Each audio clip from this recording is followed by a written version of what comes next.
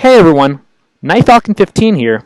So today I'm going to be talking about a fasting ritual of Tibetan Buddhism. Before we begin, let's start abroad with Asian religions. Within Asia, there are many cultural religions that are practiced throughout its regions. These beliefs are known to be Hinduism, Jainism, Sikhism, Buddhism, Confucianism, Taoism, Shintoism, Islam, and lastly, various indigenous religions. For now, let's focus on the faith of Buddhism. As most people know, Buddhism was founded by a prince of a small kingdom named Siddhartha Gautama. We would later come to know him as the Buddha. In his early life, he was sheltered within the walls of his palace from the misery of the outside world. As he reached adulthood, he eventually left the palace and set off to experience what the outside world had to offer. As he witnessed many forms of suffering throughout the region, he began to look for a means of release from this concept of torment. This would ignite his search for a median or a middle way between self-discipline and self-indulgence. Over time, he would come to establish a set of principles to live by called the Eightfold Path. These values included maintaining the precise view, proper speech, appropriate action, correct intention, right effort, acceptable livelihood, true mindfulness, and correct concentration. These ideals led to a discovery of the road to nirvana. This is a state of enlightenment that all Buddhists would strive to achieve. As this idea of inner harmony grew popular within its birthplace, it would eventually gain enough momentum into being recognized as a world religion. Although numerous faiths are widely dispersed in many parts of the world, the ideas of Buddhism would later be adopted and adapted by various regions of its homeland Asia. This leads us to the regional variations of Asian Buddhism. These types of Buddhism are Indian Buddhism, Chinese Buddhism, Korean Buddhism, Japanese Buddhism, Vietnamese Buddhism, and Tibetan Buddhism. Today, we're going to jump into Tibetan Buddhism. Tibetan Buddhism was created by Tibetan scholars who composed their own interpretive tracts from translated Sanskrit texts.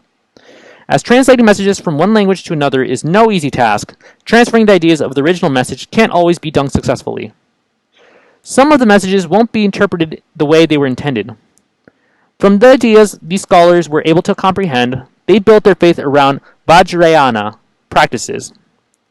This involves passing on traditions only to those that are capable of understanding and practicing. The highest level of understanding is obtained through the tantric initiation and practice. This is Indian yoga techniques and eccentric methods performed under the guidance of an instructor. Tibetan Buddhism contains many rituals and practices that were designed to promote health, prosperity, and best possible rebirth. Speaking of rituals, we finally arrived to the topic of the fasting ritual. The origins of this practice have two theories of its development. The first theory starts with a poor Indian woman who suffered from leprosy and was hated by the community. She looked up to the deity of compassion, Avalokitesvara, for aid. She fasted as a way to worship the deity, which caused the deity to cure her of her ailment. Because of this miracle, the woman spent the rest of her days living as a Buddhist nun. The second theory suggests that there was a group of demons that regularly feasted on human beings. A female demon named Ad-Akbabalum fed her children a person a day until one day a great lama, Dischen Rinpoche, kidnapped one of Ad-Akbabalum's children. As the demon begged for her child's safe return, the great lama would do so under the condition that she ceases to feed her children humans. After agreeing to the arrangement, the demon realized how the families of her victims must feel, and convinced the other demons to repent as well. The Lama prescribed the demons a penance as to fast continuously for 3 years. Because of this, the demons were reborn in Amitabha's paradise, Sukhavati. After witnessing this miracle, the practice of fasting was adapted for people to 3 days' length in order to obtain such enlightenment. Moving forward, we take a look at the social and spiritual purposes of fasting. In terms of spiritual reasons, fasting is a form of worship towards the kindred heart, deity Avalokitesvara. This is to grab the attention of the deity in order for it to appeal to those in distress. Fasting is also believed to be a way of purifying one's negative karma, which helps them to become more capable of entering nirvana. This practice of fasting is aimed towards diminishing one's worries for the physical aspects of life, while improving their connection to the spiritual qualities of their existence. This also helps the gain of merit within the religious communities. The social purpose of fasting provides a sense of community, allowing for those who participate to bond with one another. This extends beyond the ritual period and finds expression in the ordinary lives of people. The more involvement a community has, the greater the effects on social unity. Not only does this unite participants of the same group, it also affects the relationship of lay and monastic Buddhist communities of Tibet. These groups differ in their strictness of Buddhist practice. Lay people are allowed to temporarily share in a monastic lifestyle, which gives them access to the religious power that is reserved for the clergy. Lastly, the fasting ritual eases the transitioning process for older participants to retire to a less active life. A form of retirement in Buddhist culture is becoming a member of the monastery, which the fasting rituals allows for those of age to partake in. As we have gotten to know the different purposes for this fast, it is time to make the preparations for this ritual. The time it takes to arrange for this ritual may take around 3 to 4 days, depending on celebratory conclusion. Before the fast may begin, a current lama or lamas must purify the temple or monastery by conducting a ceremony to the deities of earth. This allows for the cleansing of all the vicinity's impurities.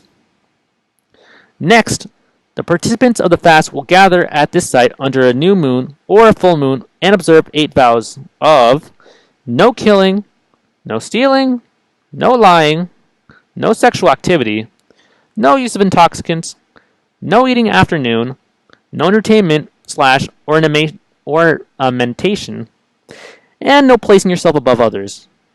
Once those vows have been observed, the rest of the night is spent praying, making offerings, and listening to religious discourses. The actual fasting starts the next day. On the first day, partakers are allowed to eat 1 meal at noon. The rest of the day is spent with fasting and performances to the deity Avalokitesvara. On the second day, members are permitted to have 1 meal at dawn. However, the rules of fasting are much stricter. By this, I mean no food or liquid may be ingested, not even your own saliva. This is considered to be the most punishing day of the fast, not because of hunger, but from the strict silence that is implemented on this day. This takes away an outlet for those who use speaking as a coping mechanism. Many followers feel weak and emotional throughout the day. The struggle is thought to be a powerful purifier for one's spirit. On the start of day 3, no food is given throughout the day until the final performances of the ritual have been completed. Once the third day is over, the participants are given a great banquet to mark the conclusion of the fast. Now that we have gone through the physical aspects of the fast, we must obtain a better understanding of its spiritual parts.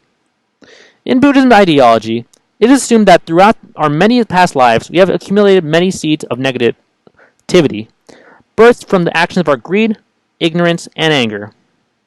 In order to cleanse ourselves of all previous bad karma, we must attain a small dose of full enlightenment to destroy these negative seeds. The more effort we put into our pursuit of this purification, the greater number of seeds will be removed. This allows for seeds of positivity to be scattered around our mind stream, which will increase our potential of achieving enlightenment. The fasting ritual reflects 3 approaches to religiousness of Tibetan Buddhism, known to be knowledge, ritual, and devotion. Knowledge is shown in the practitioner's ability to reduce their self to utter emptiness, while believing to be Avalokitesvara through imitation. By imitating this deity, they would be imagined to have its knowledge of all truths. Ritual itself is the fasting ritual, which involves prescribed practices to establish a bridge between the practitioner and Avalokitesvara. The ritual involves the body, speech, and mind to accomplish this. Devotion is stressed in the ritual by its fasting performances, directed to the deity Avalokitesvara for their purifying powers. Finally, the ritual shows off an amalgam of 3 major vehicles of Indian Buddhism. These vehicles are Mahayana, Hinayana, and the Mantrayana or Vajrayana. The vehicle of Mahayana is consciously followed by Tibetan Buddhists. In Mahayanist texts and cultures, the deity of Avalokitesvara is worshipped with great importance since compassion is central emphasis in this religious rhetoric. The idea of bad karma and purification is an ideal shared by the vehicles of Mahayana and Hinayana, while the main mission of Mahayanists is to complete its Buddhahood. The vehicle of Hinayana plays a big role in the fasting ritual's use of the 8 vows. Hinayana is known for its declaration of morality standards, which are seen in the 8 vows observed by lay and monastic Buddhists. The 8 vows used in the fasting ritual are an intermediate between the vows of lay and monastic Buddhists. Lay Buddhists acknowledge only 5 vows, while followers of monastic Buddhism recognize over 200 to 300 vows depending on their gender. The Mantrayana or Vajrayana vehicle was the original form of Buddhism that Tibetans practiced after their first encounter with Buddhism philosophy. The fasting ritual is deeply influenced by this vehicle's idea of identifying with the deity to whom the ritual is directed towards. The fasting practice is a meditative scenario where a host generates the deity in their body while maintaining an empty state of mind. Once they have received the deity's blessing, the deity is dismissed from the host. The host then continues on as a simplified version of the dismissed deity, to which they continue to identify. Well, that's all for now. Thanks for watching, and I hope you learned something from this presentation. If not, here's some advice from the Dolpo Lama.